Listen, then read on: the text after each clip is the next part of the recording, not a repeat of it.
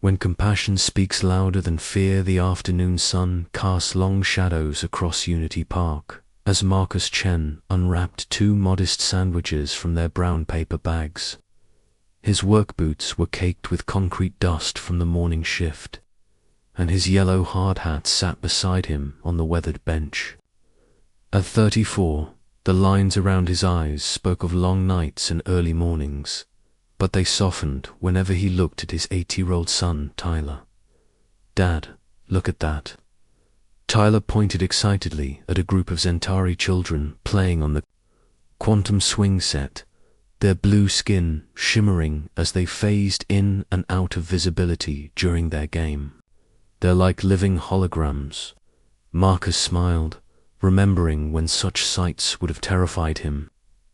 3 years had passed since the Great Integration, when 17 alien species had revealed themselves to humanity and offered to share the same world. New Angeles had become a beacon of interspecies cooperation, though not everyone embraced the changes. For Marcus, raising Tyler alone after his wife Sarah's death 2 years ago, the diverse city had become both a challenge and a blessing. "Here, buddy." Marcus handed Tyler his sandwich, keeping the smaller portion for himself. Construction work paid decent wages, but feeding a growing boy and saving for Tyler's education meant every credit counted. "Eat up, we've got 30 minutes. Before I need to get back to the site." Tyler bit into his peanut butter and synthesized protein sandwich, his dark eyes scanning the park with endless curiosity. The playground buzzed with activity as human and alien children played together, supervised by parents of various species. A Corvan mother, her rocky exterior gleaming in the sunlight, pushed her child on a swing while chatting with a human father. To Vespid adolescents, their insect-like features, graceful rather than frightening, taught a group of human teenagers a complex aerial dance. "Dad," Tyler whispered, tugging on Marcus's sleeve. "Look over there." Behind a cluster of flowering bushes that changed colors with the seasons, partially hidden in their violet shade, sat a small figure that made Marcus's breath catch. The child appeared to be around Tyler's age, but her appearance was unlike anything he'd seen before. Her skin seemed to be made of living crystal, translucent and iridescent, shifting between pale blue and silver. Delicate patterns of light pulsed beneath her surface like a slow heartbeat. What struck Marcus most was her posture hunched, over shoulders shaking with silent sobs. The child's clothing was elegant, made from what appeared to be woven starlight, but it was torn and dirty. Her hair, if it could be called that, looked like spun glass fibers that caught and reflected light in mesmerizing patterns. She was clearly one of the ethereal species, known for their crystalline biology and communication through light patterns, rather than sound. "She's crying, Dad," Tyler said softly, his sandwich forgotten. "Why is she all alone?" Marcus studied the young ethereal. In 3 years of integration, he'd rarely seen ethereal children in public spaces. Their species was known to be extremely protective of their young, keeping them in specialized environments until maturity. Seeing one alone, distressed, and apparently lost sent alarm bells ringing in his mind. "Stay right here, Tyler," Marcus said, standing slowly. "Don't move from this bench." He approached the crying child carefully, his hands visible and non-threatening. Years of construction work had taught him how to move calmly around skittish situations, whether dealing with unstable equipment or nervous clients. The ethereal child looked up at his approach, and Marcus found himself staring into eyes that seemed to contain swirling galaxies, deep, ancient, and filled with a sadness that no child should carry. The girl's light patterns shifted rapidly across her crystalline skin, clearly attempting communication. Marcus wished he had invested in one of the expensive universal translators that some families could afford. But his basic integration implant only provided rudimentary understanding. He caught fragments of meaning: lost, scared, hungry, home, far away. "Hey there," Marcus said gently, crouching to her eye level. "Are you okay? Are you hurt?" The child's light patterns became more frantic, shifting from deep blue to amber in rapid sequences. She pointed to her mouth, then to her stomach, the universal gesture transcending species barriers. She was hungry, and probably had been for some time. Without hesitation, Marcus unwrapped his own sandwich. It was simple fare, the same peanut butter and protein spread he gave Tyler, but it was all he had. "Here, sweetheart," he offered it with a warm smile, using the same gentle tone he used with Tyler when he was upset. "It's not much, but it'll help." The ethereal child stared at the simple sandwich as if he'd offered her a treasure from the royal vaults. Her light patterns shifted to what Marcus hoped was surprise and gratitude. Tentatively, with hands that seemed more like delicate works of art than functional appendages. She took the food. The first bite made her entire form brighten, literally. Light cascaded across her crystalline features in waves of warm golden hues that Marcus recognized as joy from his basic cultural training. She ate slowly, savoring each bite as if it were the most exquisite delicacy in the galaxy. "Dad, bring her over here," Tyler called from the bench, scooting over to make room. "She looks lonely."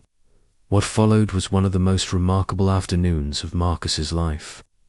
Despite the communication barriers, Tyler and the ethereal child, who they learned was called something that translated roughly to Zara, managed to forge a connection that transcended language.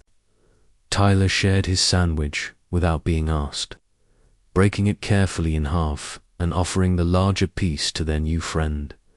The children communicated through a mixture of gestures, drawings in the dirt with sticks, and shared laughter. Zara's light patterns became more animated and colorful as the afternoon progressed, shifting from the sad blues and grays of distress to warm golds and gentle greens that Marcus's implant interpreted as contentment and friendship. Tyler showed Zara how to skip stones in the park's decorative pond, while she demonstrated how her people created beautiful light sculptures with their hands. The simple joy of two children playing together, regardless of their species differences, filled Marcus with a warmth that had been absent since Sarah's death. As Zara's confidence grew, Marcus noticed other details that suggested she wasn't an ordinary, ethereal child.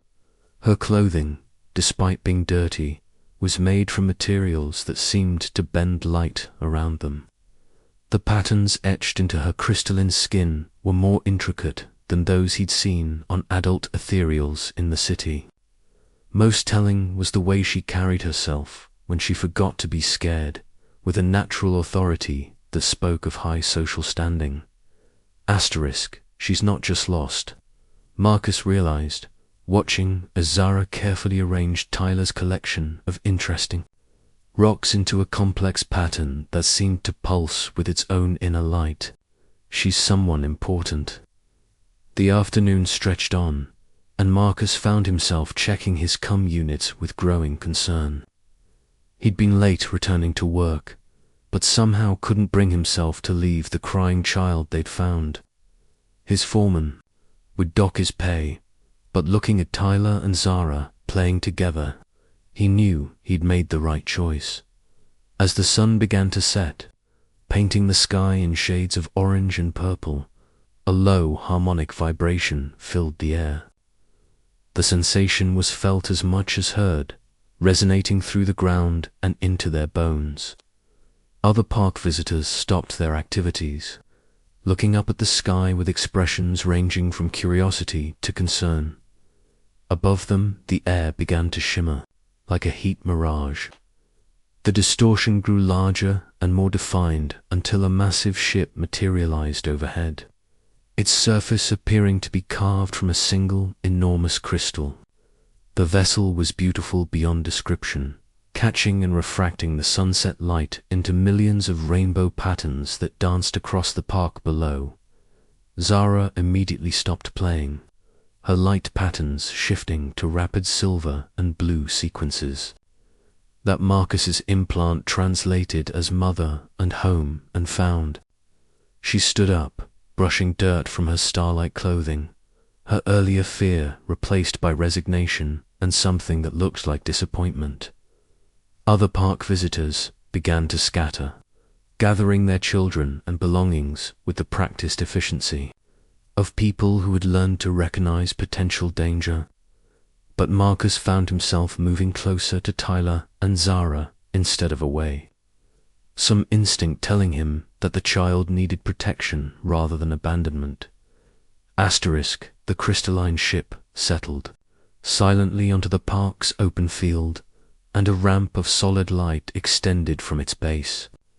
Figures began to descend, their forms radiating authority and power that made the air itself seem to thrum with energy. At the head of the group walked a being that took Marcus's breath away. She was clearly ethereal, but where Zara was delicate and childlike, this figure commanded presence that spoke of eons and wisdom beyond human comprehension. Her crystalline form was larger, more complex, with patterns of light that moved across her surface like living constellation maps. She wore what could only be described as armor made of crystallized starlight, and upon her head sat a crown that seemed to contain actual miniature stars. This was no ordinary ethereal citizen. This was royalty of the highest order. The majestic figure's gaze swept the park, taking in the scattered families, the playground equipment, and finally settling on the small group still remaining by the pond. Her eyes, galaxies contained within crystal, focused on Marcus standing protectively near both children, and he felt the weight of cosmic judgment pressing down on him. Zara ran toward the approaching figures, her light patterns now a rapid cascade of what Marcus's implant interpreted as explanations, justifications, and pleas. She gestured repeatedly toward Marcus and Tyler, her small hands painting light pictures in the air that seemed to tell the story of their afternoon together. The royal figure listened, her expression unreadable as she absorbed her daughter's luminous narrative. Then, with grace that made each step seem like a dance with gravity itself, she began walking directly toward Marcus and Tyler. Marcus felt his heart hammering against his ribs. He'd given a sandwich to a lost child, and somehow that simple act had led to this moment of first contact with what was clearly ethereal royalty. Part of his mind screamed at him to run, to grab Tyler and get as far away as possible. But a larger part, the part that had guided him to help a crying child in the first place, kept his feet planted firmly on the ground. When small acts echo across galaxies, the ethereal queen approached with steps that seemed to barely disturb the ground beneath. Her feet, her crystalline form casting prismatic light patterns that danced across the grass. Marcus felt Tyler move closer to his side, small fingers gripping his work shirt, but the boy didn't run. Sarah had raised him to be curious rather than fearful, a trait Marcus had carefully nurtured even after her death. When the Queen spoke, her voice resonated not through the air but directly into their minds, translated by technology far more advanced than Marcus's basic implant. The words arrived like gentle chimes, carrying emotions and meanings that human language couldn't fully express. "Human Marcus Chen," she said, somehow knowing his name without introduction. "I am Empress Luminara of the Ethereal Confederation." The child you have protected is my daughter, Princess Zarathol Nethara, heir to 7 star systems and guardian of the crystal archives. Marcus felt his knees weaken slightly. He'd given his lunch to an alien princess. Not just any princess, but the heir to an interstellar empire.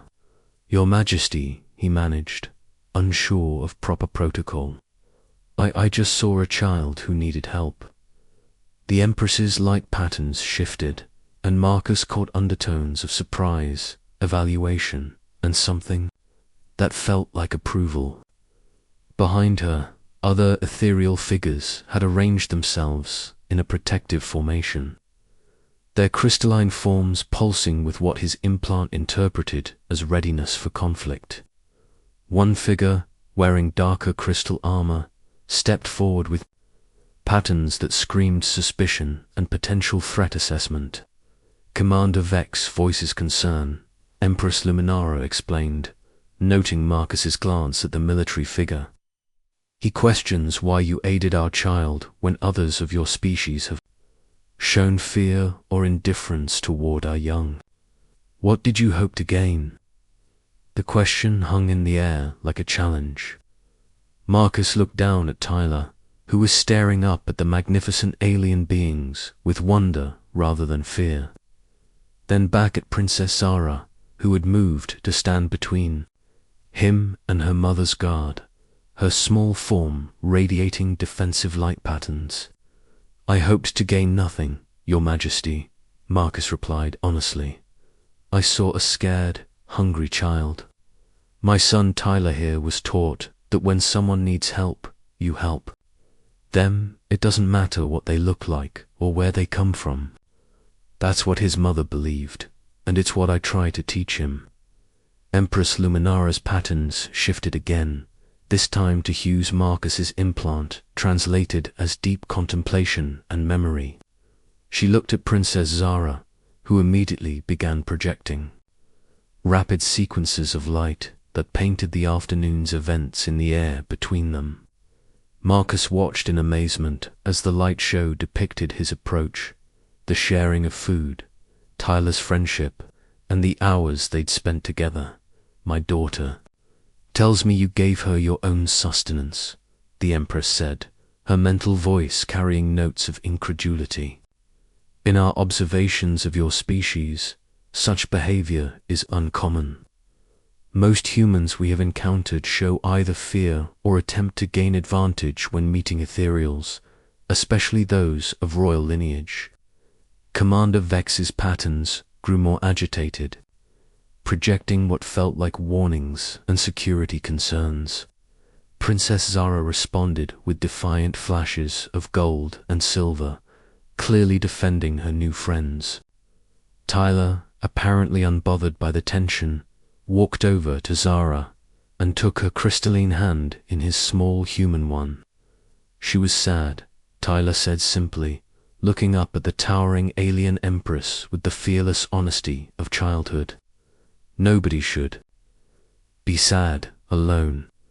Dad always says that's when people need friends the most. The effect of Tyler's words on the assembled ethereals was immediate and profound. Empress Luminara's light patterns shifted to colors Marcus had never seen before, cycling through spectrums that seemed to touch emotions his human mind could barely comprehend. Even Commander Vex's aggressive posturing softened, his dark crystal armor reflecting gentler hues. Child of Marcus Chen, the Empress said, crouching down to Tyler's eye level with fluid grace. Your words carry wisdom that many beings never learn in lifetimes measured in centuries. You speak truth that echoes through the cosmic consciousness. She turned her attention back to Marcus, and he felt the full weight of her ancient gaze. Human Marcus Chen, your actions today have revealed something my people have long searched for among the stars. We have traveled vast distances, encountered countless species, seeking those who possess the rarest quality in the universe, compassion without expectation of reward, Marcus shifted uncomfortably. Your Majesty, I really didn't do anything special. Any decent person would have helped a lost child, would they? Empress Luminara's patterns conveyed gentle contradiction. My daughter was not merely lost today. Marcus Chen, she was conducting what your species might call a test. For 3 of your Earth years, we have observed human integration with other species. We have seen fear, greed, curiosity, and ambition.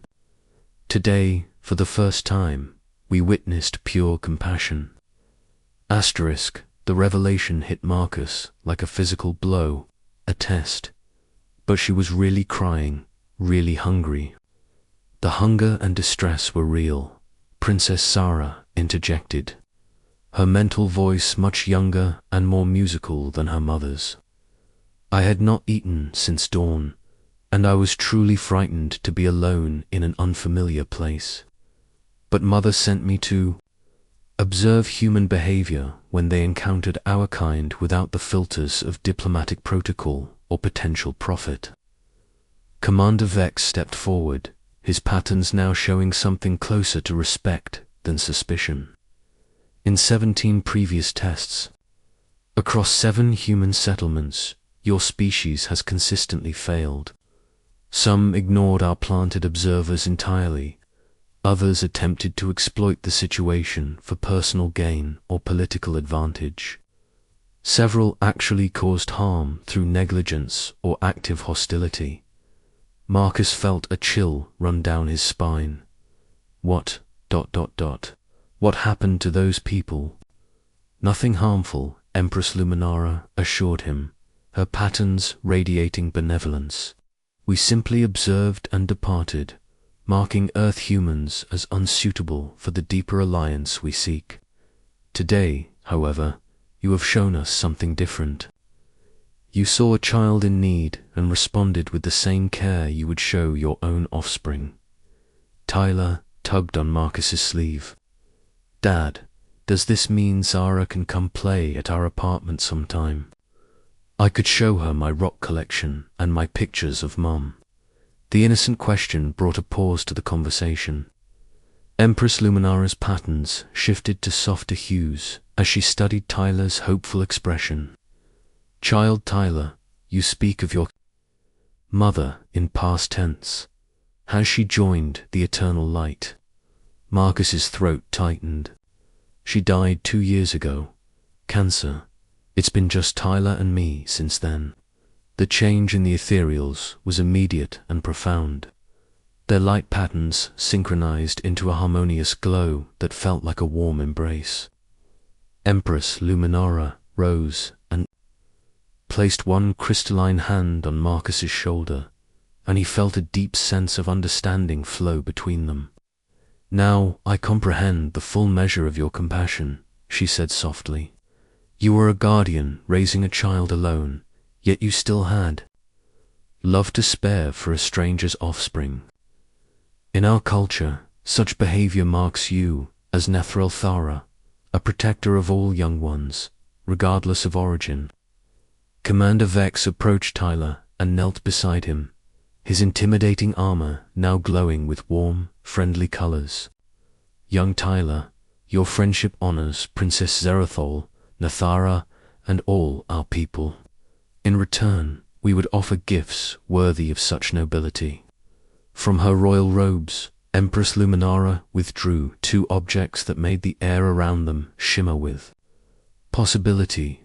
The first was a crystalline pendant on a chain of woven light, which she placed around Tyler's neck. The second was a larger crystal formation that she offered to Marcus.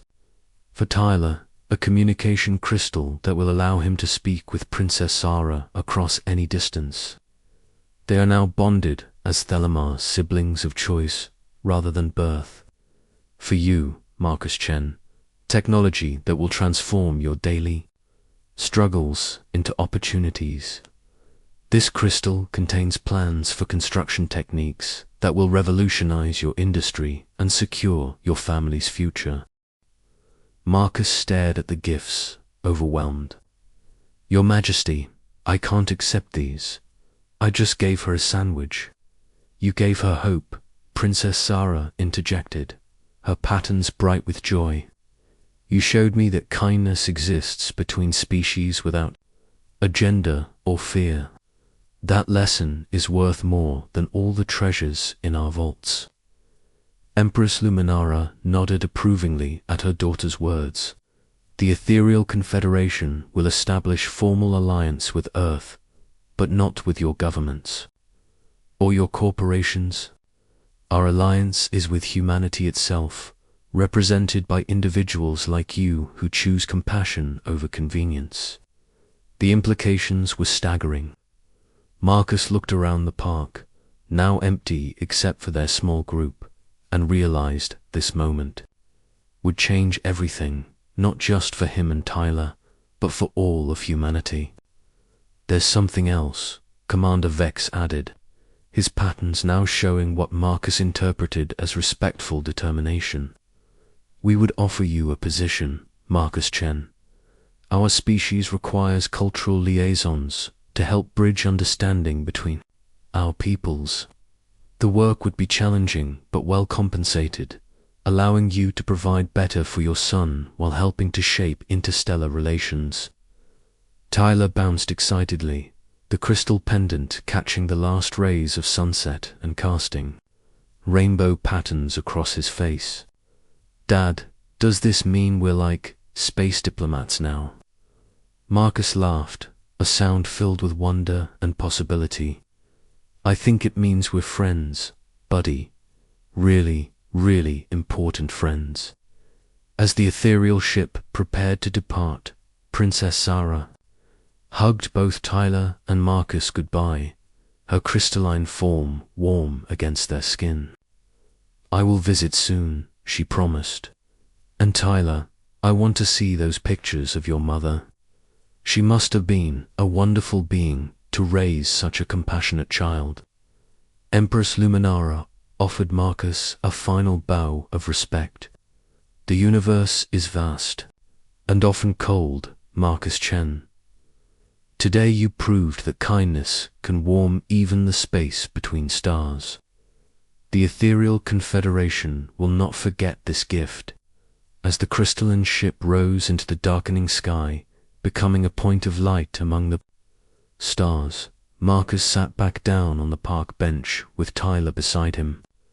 The crystal technology hummed softly in his hands, and he could see equations and blueprints floating just beneath its surface, knowledge that would indeed change their lives forever.